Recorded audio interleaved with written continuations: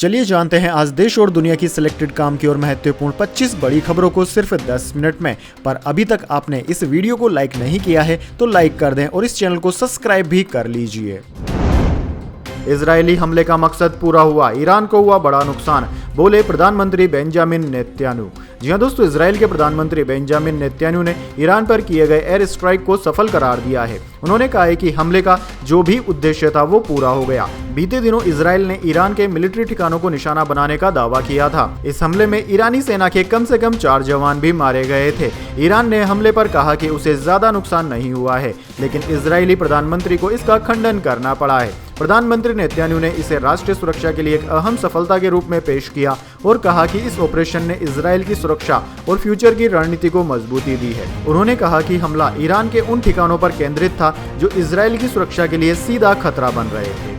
चलिए दोस्तों, जान लेते हैं अगली खबर। ममता बनर्जी ने पश्चिम बंगाल के लिए क्या किया, अमित शाह ने उठाया सवाल, घुसपैठ पर कही यह बात। जी हां दोस्तों, केंद्रीय गृह मंत्री अमित शाह ने रविवार को बांग्लादेश से हो रही अवैध घुसपैठ को लेकर कहा कि पश्चिम बंगाल में शांति तभी संभव है जब यहां घुसपैठ रुकेगी। उन्होंने दावा किया कि 2026 में पश्चिम बंगाल में अगर बीजेपी सत्ता में आती है तो अवैध घुसपैठ को पूरी तरह से रोक देगी। दरअसल दोस्तों, केंद्रीय गृह मंत्री अमित शाह रविवार को उत्तर 24 परगना जिले के पेट्रोपोल में लैंडपोर्ट पर नए यात्री टर्मिनल भवन और मैत्री गेट का उद्घाटन करने पहुंचे थे। अपने संबोधन में अमित शाह ने भ्रष्टाचार के मुद्दे पर तृणमूल कांग्रेस और मुख्यमंत्री ममता बनर्जी पर तीखा हमला बोला। चलिए जान लेते हैं अगली खबर। मुंबई के बांद्रा टर्मिनल में मची भगदड़, 10 यात्री घायल, प्लेटफॉर्म नंबर 1 पर हादसा, गोरखपुर जा रही ट्रेन में चढ़ने के लिए अफरा तफरी मची। जी हां दोस्तों, मुंबई के बांद्रा टर्मिनल पर रविवार सुबह मची भगदड़ में 10 यात्री घायल हो गए थे। इनमें से 5 का इलाज चल रहा है, 3 घायलों को छुट्टी दे दी गई है। भाभा अस्पताल के सीएमओ डॉक्टर सुशील के मुताबिक 2 गंभीर घायलों को केईएम अस्पताल रेफर कर दिया गया। दरअसल दोस्तों, हादसा प्लेटफॉर्म नंबर 1 पर सुबह करीब 6 बजे हुआ। अधिकारियों ने बताया कि प्लेटफॉर्म पर गोरखपुर बांद्रा एक्सप्रेस आई थी। इसमें चढ़ने के लिए यात्रियों के बीच भगदड़ मच गई। वहीं दोस्तों, इधर भगदड़ मचने पर शिवसेना उद्धव ठाकरे ग्रुप के आदित्य ठाकरे ने एक्स पर एक पोस्ट में लिखा, काश की रेल मिनिस्टर एक रेल मंत्री होते। बांद्रा की घटना यही दर्शाती है कि मौजूदा रेल मंत्री कितने अक्षम है। बीजेपी ने चुनाव के लिए अश्विनी वैष्णव को बीजेपी महाराष्ट्र का प्रभारी बनाया है, लेकिन हर हफ्ते रेलवे के साथ कोई ना कोई दुर्घटना होती रहती है। यह कितनी शर्म की बात है कि हमारा देश ऐसे अक्षम मंत्रियों के हाथों में है। चलिए दोस्तों, जान लेते हैं अगली खबर। जम्मू कश्मीर को राज्य का दर्जा देने पर केंद्र हुआ सहमत, संसद के विंटर सेशन में प्रस्ताव लाया जाएगा, लद्दाख केंद्र शासित प्रदेश बना रहेगा। जी हां दोस्तों, केंद्र में जम्मू कश्मीर को पूर्ण राज्य का दर्जा बहाल करने पर सहमति बन गई है। वहीं लद्दाख केंद्र शासित प्रदेश बना रहेगा। दोस्तों, नवंबर के आखिरी हफ्ते में शुरू होने वाले संसद के शीतकालीन सत्र में इससे जुड़ा प्रस्ताव लाया जाएगा। राज्य के मुख्यमंत्री उमर अब्दुल्ला ने 23 अक्टूबर को गृह मंत्री अमित शाह और 24 अक्टूबर को प्रधानमंत्री नरेंद्र मोदी से मुलाकात की थी। इस दौरान उमर ने पूर्ण राज्य का दर्जा बहाल करने का आग्रह किया था। उन्हें इसी साल राज्य का दर्जा बहाल करने का आश्वासन मिल गया था। दरअसल दोस्तों, जैसा कि आपको पता है, साल 2019 में अनुच्छेद 370 और 35 से हटाते समय जम्मू कश्मीर और लद्दाख को 2 केंद्र शासित प्रदेश बना दिया गया था। सरकार ने उस समय ही राज्य के हालात सामान्य होने पर पूर्ण राज्य का दर्जा बहाल करने का भरोसा दे दिया था। चलिए दोस्तों, जान लेते हैं अगली खबर। मन की बात का 115वां एपिसोड, डिजिटल अरेस्ट पर प्रधानमंत्री बोले, फ्रॉड कॉल आने पर रुको, सोचो और फिर एक्शन लो।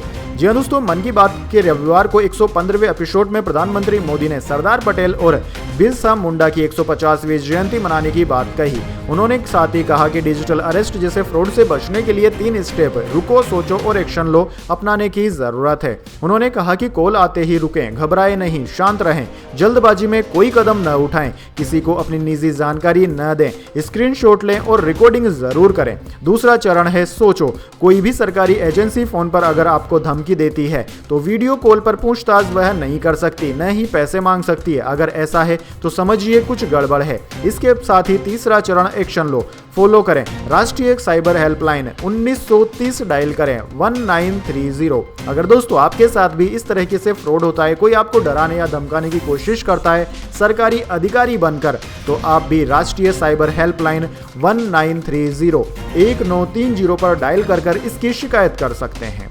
चलिए दोस्तों, जान लेते हैं अगली खबर।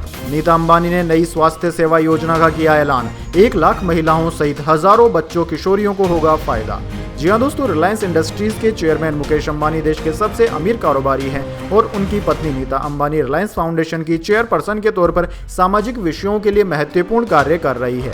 इसी कड़ी में रिलायंस फाउंडेशन के 10 साल पूरे होने के उपलक्ष्य में एक बड़ा सोशल इनिशिएटिव नीता अंबानी की ओर से लिया जा रहा है। दरअसल दोस्तों, बच्चों और टीनेजर्स के साथ ही महिलाओं के लिए जांच और ट्रीटमेंट की सुविधाएं मुफ्त दी जाएंगी। Sir H.N.. रिलायंस फाउंडेशन अस्पताल की 10वीं सालगिरह के मौके पर नीता अंबानी ने 1 लाख से ज्यादा महिलाओं को मुफ्त जांच और इलाज का वादा किया है। चलिए दोस्तों, जान लेते हैं अगली खबर। ईरान पर हमले में इजरायली महिला फाइटर पायलट शामिल थी। 1600 किलोमीटर दूर बैलिस्टिक मिसाइल के ठिकाने तबाह किए। अमेरिका बोला पलटवार की भूल न करें। जी हाँ दोस्तों, इजराइल ने शनिवार को ईरान के सैन्य ठिकानों पर हमले के ऑपरेशंस को अंजाम देने के लिए महिला फाइटर पायलटों को भी मिशन पर भेजा था। इजराइल डिफेंस फोर्सेज IDF ने तस्वीरें और वीडियो जारी कर ईरान के खिलाफ चलाए ऑपरेशन डेज ऑफ रिपेंडेंस यानी कि पछतावे के दिनों की जानकारी दी है। इसमें महिलाएं भी फाइटर जेट्स में सवार होकर ऑपरेशन पर रवाना होते हुए दिखाई दे रही है। वहीं दोस्तों, टाइम्स ऑफ इजराइल के मुताबिक ऑपरेशन के दौरान IDF के फाइटर जेट्स अपने एरिया से 1600 किलोमीटर दूर गए थे। ईरान पर हमले के लिए F-15 और F-16 फाइटर जेट्स को खुली छूट दी गई थी। इजरायली हमले में उन जगह को निशाना बनाया गया जहां ईरान की बैलिस्टिक मिसाइलें बनाई जाती थी। इनका इस्तेमाल ईरान ने इजराइल पर 1 अक्टूबर के हमले में किया था। वहीं दोस्तों, अमेरिका ने इस हमले के बाद ईरान को इजराइल के खिलाफ कोई एक्शन न लेने की चेतावनी दी है। चलिए दोस्तों, जान लेते हैं अगली खबर। नेतन्याहू बोले इजराइल ने ईरान को गंभीर नुकसान पहुंचाया। खोमेनी का जवाब, हमले को बड़ा चढ़ाकर न बताएं। इजराइल को हमारे युवाओं की ताकत समझना जरूरी है। जी दोस्तों, इजरायली प्रधानमंत्री बेंजामिन नेतन्याहू ने ईरान पर किए गए हमलों को लेकर बयान दिया। न्यूज एजेंसी AP के मुताबिक नेतन्याहू ने कहा कि इजरायली हमले ने ईरान को गंभीर रूप से नुकसान पहुंचाया और साथ ही अपने सभी टारगेट्स को भी हासिल कर लिया। वहीं दोस्तों, अब ईरान के सुप्रीम लीडर अयातुल्ला खोमेनी ने भी इस पर आज पहली बार बयान दिया है। खोमेनी ने कहा कि इजराइल के हमले को न तो बड़ा चढ़ाकर बताना चाहिए और न ही इसे कमतर समझना चाहिए। उन्होंने कहा कि इजराइल को ईरान और उसके युवाओं की ताकत समझना जरूरी है। ये अधिकारियों पर निर्भर करता है कि वो इजराइल को ईरानी जनता का संदेश कैसे देते हैं। अधिकारी ऐसे कदम उठाएं जो देश के हित में हो। चलिए दोस्तों, जान लेते हैं अगली खबर। ओडिशा में चक्रवात दाना से 36 लाख लोग हुए प्रभावित। 14 जिलों में बाढ़ का कहर, बेघर हुए लोग। जी दोस्तों, ओडिशा बीते दिनों आई चक्रवात दाना और उसके बाद आई बाढ़ ने राज्य के 14 जिलों में तबाही मचा रखी है, जिससे कुल मिलाकर 35.95 लाख लोग प्रभावित हुए हैं। राज्य के राजस्व और आपदा प्रबंधन मंत्री सुरेश पुजारी ने रविवार को यह जानकारी दी। न्यूज एजेंसी की रिपोर्ट के मुताबिक मंत्री ने बताया कि 8,10,896 लोगों को सुरक्षित निकालकर 6,210 चक्रवात राहत केंद्रों में पहुंचाया गया है। मंत्री का कहना है कि सबसे अधिक प्रभावित जिलों में केंद्रापाड़ा, बालासोर और भद्रक शामिल है, लेकिन अभी तक किसी भी मानव जीवन की हानि की सूचना नहीं मिली है। चलिए दोस्तों, जान लेते हैं अगली खबर। बाबा सिद्दीकी हत्याकांड की साजिश लॉरेंस के भाई ने रची थी। पुलिस बोली कनाडा में बैठे अनमोल ने सिद्दीकी के घर की रेकी भी कराई थी।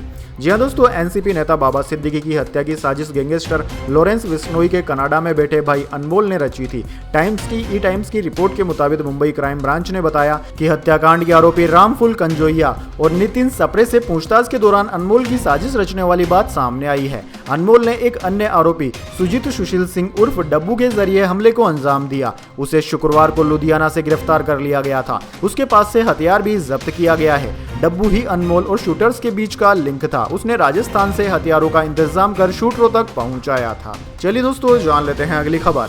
देश में बढ़ गया प्रदूषण, 11 शहरों का AQI 300 के पार। भिवाड़ी में हवा सबसे खराब, AQI का लेवल 610 रिकॉर्ड हुआ। घनी धुंध में छिपा ताजमहल। जी हाँ दोस्तों, दीपावली से 4 दिन पहले ही देश भर में प्रदूषण का लेवल खतरनाक स्तर पर पहुंच गया है। वेबसाइट AQI.in के मुताबिक रविवार सुबह 10 बजे तक देश के 11 शहरों का AQI लेवल 300 के पार रिकॉर्ड किया गया। इनमें भिवाड़ी, दिल्ली, नोएडा, मेरठ, गाजियाबाद, जयपुर, बुलंदशहर, अमृतसर, अलीगढ़, सोनीपत और फरीदाबाद का नाम शामिल है। दोस्तों, राजस्थान का भिवाड़ी 610 AQI के साथ देश का सबसे खतरनाक हाल वाला शहर रहा। वहीं दिल्ली भी गैस चैम्बर बन गया है। यहाँ रविवार सुबह आनंद विहार में 400 पार AQI रिकॉर्ड किया गया। आगरा में भी प्रदूषण और धुंध के चलते ताजमहल धुंधला नजर आया। वहीं मुंबई के मरीन ड्राइव में भी सुबह स्मोक की लेयर देखी गई। चलिए दोस्तों, जान लेते हैं अगली खबर।